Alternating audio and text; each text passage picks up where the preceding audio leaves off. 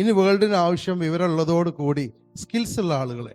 First day മുതലേ practical practice എന്നുള്ളൊരു കൺസെപ്റ്റിലേക്ക് നമ്മൾ പോവുകയാണ്. അതിൻ്റെ ഒരു ഇനാഗ്രേഷനാണ്.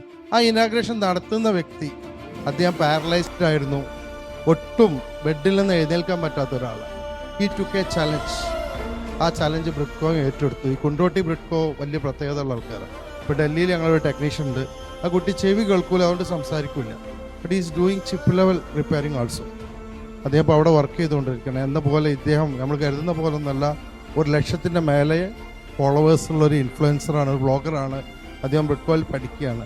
ഈ കുട്ടിയെ മുന്നിൽ നിർത്തി പറയുന്നത് ആർക്കും പഠിക്കാവുന്ന, ശ്രദ്ധിക്കുകയാണെങ്കിൽ ആർക്കും വളരാവുന്ന, നോട്ട് ഓൺലി ഓൺ റിപ്പയറിങ്. അപ്പോൾ ഇതിനു വേണ്ടി ഞങ്ങൾ ഇൻട്രൊഡ്യൂസ് ചെയ്തൊരു സിസ്റ്റമാണ് PPP. അതിൻ്റെ ഇനാഗ്രേഷൻ നമ്മുടെ ഷാഹിൽ നടത്തും. Practice, practical practice.